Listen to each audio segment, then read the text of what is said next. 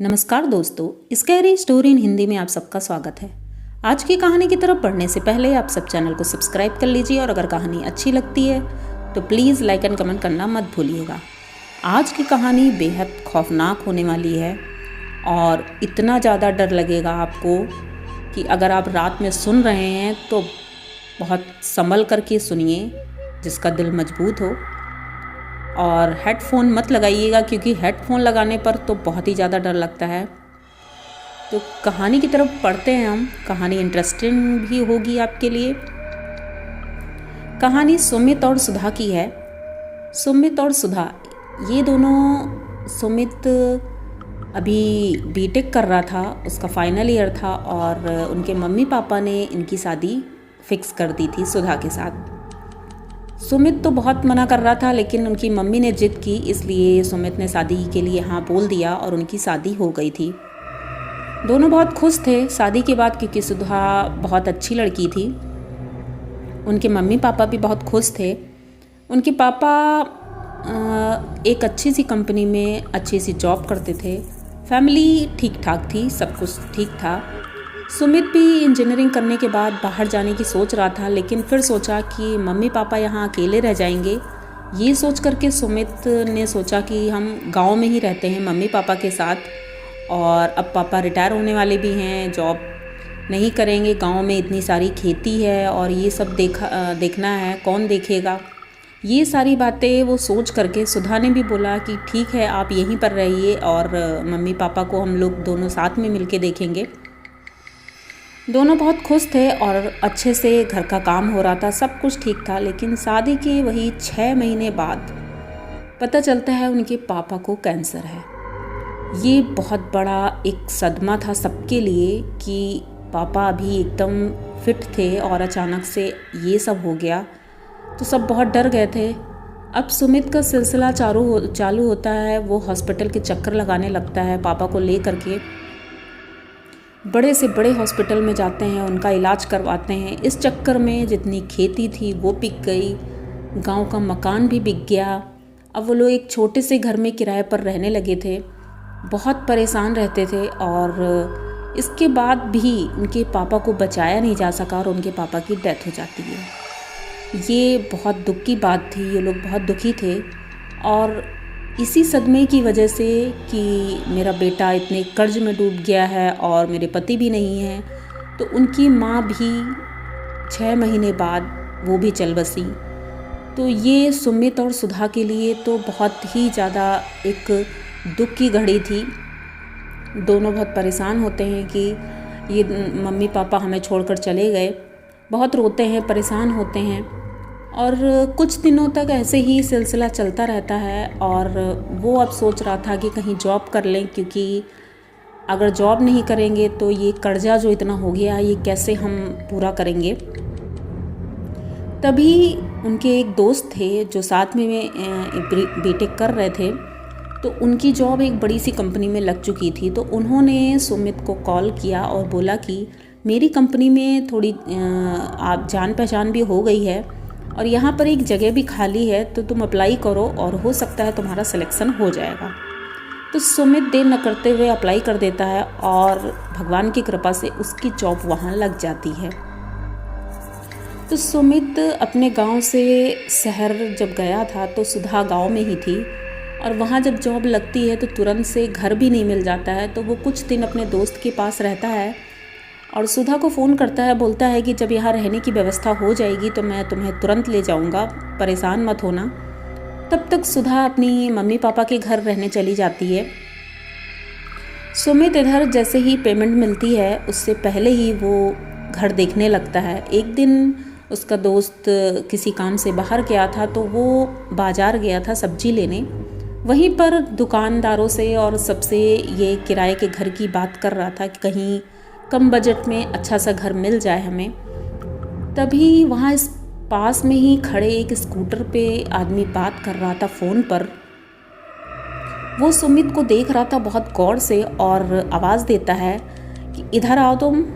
तो सुमित वहाँ जाता है और डरते डरते सोचता है आखिर इन्होंने क्यों बुलाया है मुझे। तो वो बोलते हैं तुम्हें क्या किराए पे घर चाहिए? तो वो बोलता है हाँ सर मुझे घर चाहिए। तो वो बोलते हैं ठीक है मेरी स्कूटर पे बैठो, मैं तुम्हें दिखाता हूँ चल के। थोड़ा सा तो डर लगा क्योंकि अजनबी व्यक्ति है वो और पता नहीं कैसा हो, नया शहर भी है, लेकिन फिर भी वो अधेड़ उम्र का था और यही सोच के कि ऐसा नहीं है कि देश में सभी लोग खराबी होते हैं, ये सोच करके वो स्कूटर पर बैठ जाता है और उनके साथ चल देता है। शहर के बाहर थोड़ा निकलते ही एक बहुत बड़ा बंगला था। वो उसके सामने स्कूटर रुकती है और वो बोलता है कि यही घर है, अगर तुम्हें किराए पर लेना है तो बोलो। तो सुमित बोलता है कौन सा घर? तो वो बोलता है ये जो बंगला है, ये बंगला खाली है बहुत दिनों से, इसके मालिक जो हैं वो विदेश में रहते हैं और इसकी देखभाल मैं ही करता हूँ। पर अब कुछ दिनों के लिए मुझे भी बाहर जाना है और मैं यही सोच रहा था कि इसकी देखभाल के लिए अगर कोई मिल जाए तो सही रहे। तो तुम इस घर में अगर रहोगे तो इसकी देखभाल भी हो जाएगी और तुम्हें भी रहने का ठिकाना मिल जाएगा। जब तक चाहो तब तक तुम यहाँ रह सकते हो और उसका किराया भी नहीं देना पड़ेगा। ये सुन के सुमित तो एकदम चौंक जाता है कि इतने बड़े बंगले का कोई किराया नहीं, ऐसा कैसे हो सकता है। लेकिन अब उसको ज़रूरत तो थी ही, तो उसने हाँ बोल दिया। बोला ठीक है मैं कब से आ सकता हूँ? तो उन्होंने बोला कि कल मैं इसकी साफ़ सफाई करवा दूँगा और कल ही मैं आपको चाबी भी दे दूँगा, तो कल शाम तक आप शिफ्ट हो सकते हैं यहाँ पे। तो ये तुरंत वहाँ से लौटता है, रूम पर जाता है, अपने दोस्त को बताता है। तो दोस्त भी बोलता है कि ऐसा कैसे हो सकता है, लेकिन चलो ठीक है मिल गया है तो अच्छी बात है। तो ये तुरंत सुधा को फ़ोन करता है, बोलता है कि तुम यहाँ पर अगर अकेले आ सकती हो तो ठीक है आ जाओ, नहीं तो मैं आऊँगा तुम्हें लेने के लिए। तो सुधा बोलती है कोई टेंशन नहीं है, मैं आ जाऊँगी। सुधा दूसरे दिन ही सुबह सुबह आ जाती है और ये शाम को उस बंगले में जाते हैं। जैसे ही बंगले के सामने दोनों पहुँचते हैं ऑटो से, तो देखते हैं कि बंगला तो इतना आलीशान था, इतना बड़ा था।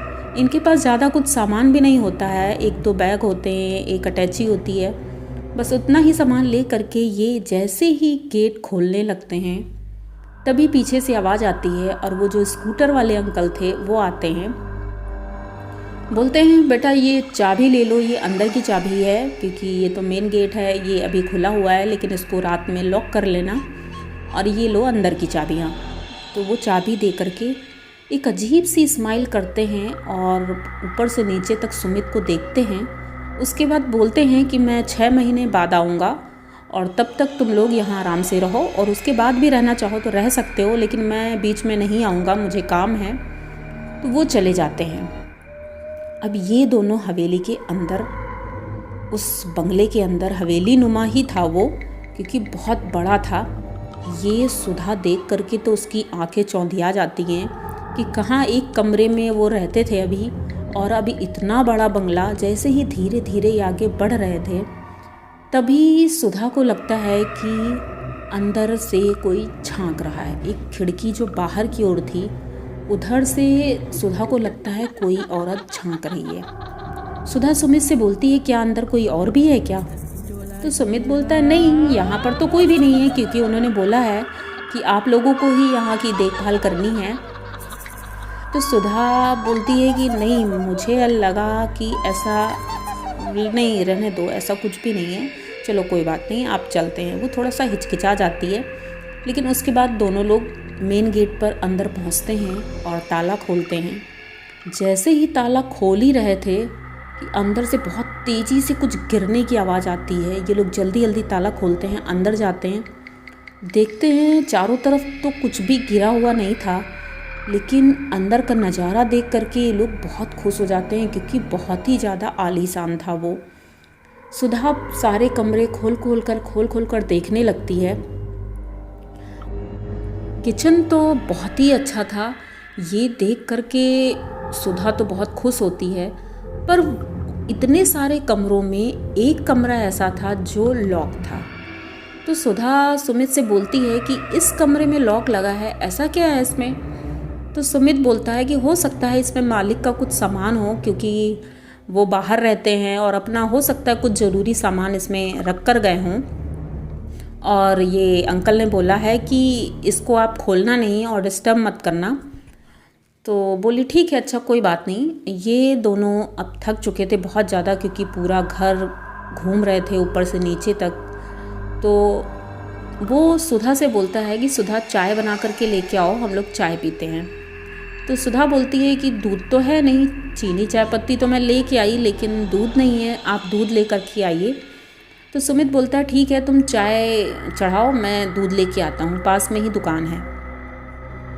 सुधा किचन में जाती है और पहले हाथ मुंह धो चुकी थी और किचन में जाती है तो चाय चढ़ाती है। जैसे ही चाय चढ़ा रही थी तो उसे लगता है कोई इसके पीछे से दौड़ कर गया।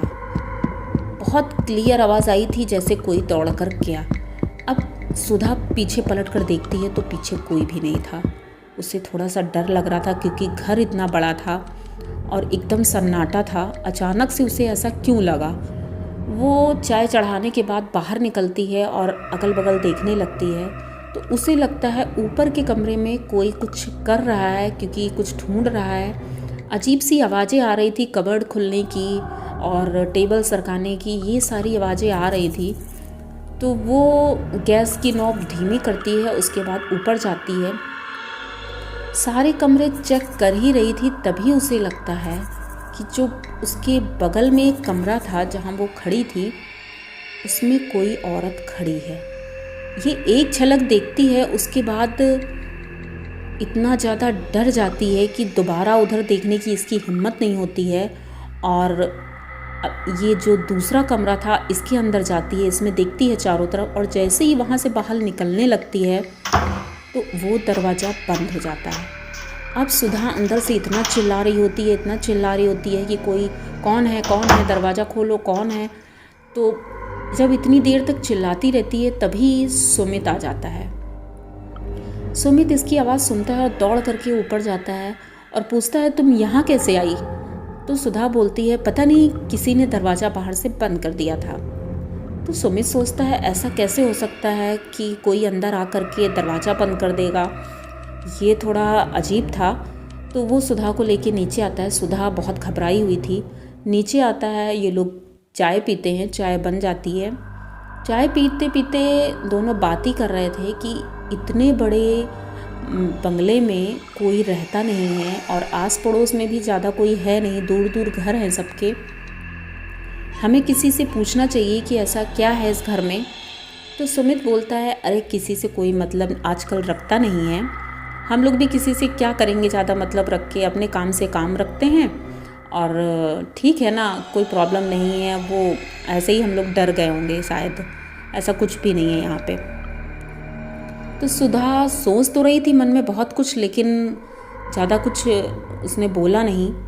अब दोनों लोग अपना सामान अपने कबर्ड में, अपने बेडरूम में जाते हैं, सेट कर लेते हैं और बेड सही कर रही होती है ये। तभी उसको बेड के नीचे कुछ खून के धब्बे दिखाई पड़ते हैं। तो वो सोचती है शायद कोई रंग गिरा होगा या ऐसा कुछ होगा। तो वो सुमित को बुलाती है, सुमित से कहती है कि देखो कितना गंदा पड़ा है यहाँ पर, ये पता नहीं क्या है। तो सुमित देखता है और बोलता है अरे ये तो खून है। तो वो बोलती है यहाँ पर ऐसा कैसे हो सकता है। दोनों मिलके उसको साफ़ करते हैं। साफ़ करने के बाद जितना ही ज़्यादा वो साफ़ करते हैं, दोबारा फिर से वहीं पर वो चीज़ हो जाती है। फिर उतने में ही वो निशान पड़ा रहता है। दोनों बहुत परेशान हो जाते हैं, अंत में छोड़ देते हैं कि चलो छोड़ो, जो भी है धीरे धीरे साफ़ हो जाएगा। अब सोचते हैं खाना क्या खाएं, चलो खाना बना लेते हैं, थोड़ा बहुत बना लेते हैं।